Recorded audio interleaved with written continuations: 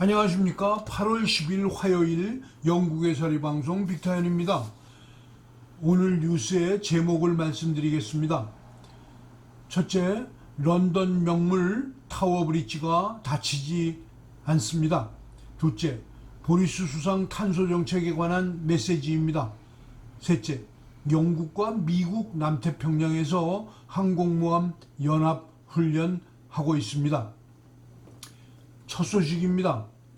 런던의 명물 타워 브릿지가 기술적 결함으로 어제 오후 2시 30분부터 닫히지 않고 있습니다.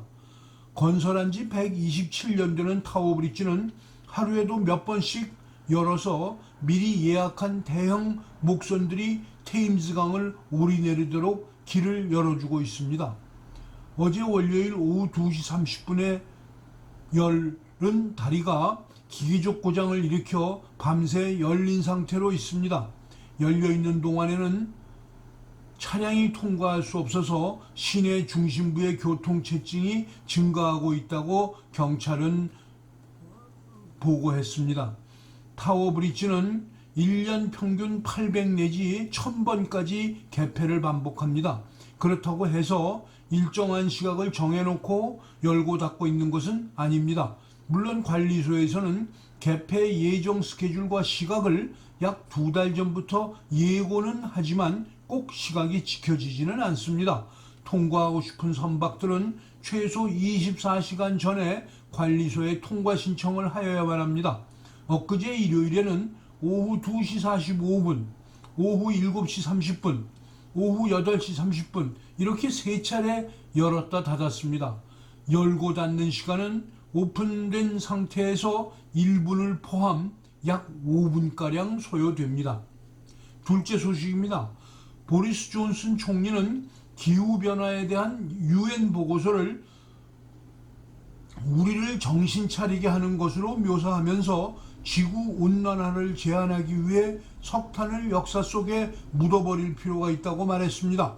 전문가들에 의한 획기적 연구는 인간 활동이 지구온난화에 책임이 있다는 것이 분명하다는 것을 발견했다는 사실을 인정하고 녹색운동가들의 말대로 영국이 계획된 새로운 화석 원료 프로젝트를 중단해야 한다고 말했습니다. 석탄 사용을 중단하라는 요구에도 불구하고 영국은 캄브리아의 새로운 점결탄 광산에 대한 계획과 셔틀랜드 근처에 새로운 유전을 개발하려는 제안을 고려하고 있습니다. 기후 변화에 관한 UN 그룹인 IPCC의 보고서에 따르면 기후 변화는 우리의 당면 과제라고 주장합니다. 보리스 총리는 오늘의 보고서를 냉정하게 읽고 향후 10년이 지구의 미래를 확보하는 데 중추적인 역할을 할 것이라는 점은 분명하다고 덧붙였습니다.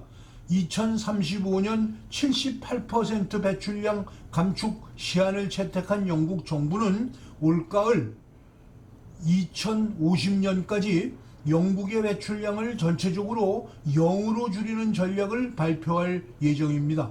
영국 총리는 지난 20년 동안 G20 국가 중 가장 빠르게 우리 경제를 탈산소화하는 데 영국이 앞장서고 있다고 말했습니다. 오늘의 IPCC 보고서가 중요한 COP26 정상회의를 위해 11월 글라스고에서 만나기 전에 전 세계가 지금 행동에 나서야 한다는 경고가 되기를 바란다고 말했습니다. 셋째 소식입니다. 영국의 엘리자베스 항공모함 전단이 남태평양에서 미국의 항공모함 전단과 만나서 연합훈련에 들어갔다고 미국의 소리방송에서 보도하였습니다. BOA 영상으로 보시겠습니다. 영국의 최신의 항공모함이 연합훈련을 할 예정이며 이는 인도태평양 적국 방어와 억제 측면에서 큰 의미가 있다고 미국 인도태평양 사령부가 밝혔습니다. 미국 인도태평양 사령부는 최근 보도자료를 통해 영국의 최신의 퀸 엘리자베스호 항모전단이 지난 6일 미국 괌의 아프라 해군기지에 입항했다면서 영국 항모의 아시아태평양 지역 배치는 25년 만으로 해당 지역에서의 양국 간 깊은 협력의 성과라고 강조했습니다. 그러면서 미국의 가장 강력하고 숙련된 동맹국 중 하나인 영국이 태평양 지역에서 훈련과 작전에 참여하는 것은 적을 방어하고 억제하는 측면에서 매우 중요하다고 설명했습니다. 미국의 10만 톤급 핵추진 항공모함 칼빈슨호는 오늘 16일까지 태평양 일대에서 진행되는 미국의 대규모 해상연합훈련 LSE-201에 참여할 예정이며 모두 8척으로 구성된 영국의 퀸 엘리자베스 항모전단은 LSE-201 참가 뒤 한반도 인근에서 미국, 일본과 합동훈련을 펼칠 예정입니다. 중공과 북한이 내홍을 겪고 있기 때문에 이들 전체주의 국가들이 내부에서 일어나는 정치적 갈등을 해소하기 위해서라도 무슨 일을 저지를 것이 예상되는 불안한 시대를 우리는 살고 있습니다. 인도 차이나 반도에서 미얀마 국민이 겪고 있는 고통, 팬데믹 이후 수세에 몰린 중국이 설상가상으로 겪고 있는 자연재해, 인민을 굶기면서도 핵개발을 계속하고 있는 북한, 이들 세 나라가 인도 태평양 지역에 주는 위험은 대한민국, 대만, 필리핀까지 거의 모든 남태평양의 나라들이 겪고 있는 일입니다. 그 중에서도 핵을 머리에 고 있으면서 북한의 김정은 레짐과 내통하고 있는 주사파 정권을 가진 대한민국 국민들의 안녕은 정말로 위태로운 지경에 이르렀습니다. 8.15 광복절이 불과 닷새 앞으로 다가왔습니다.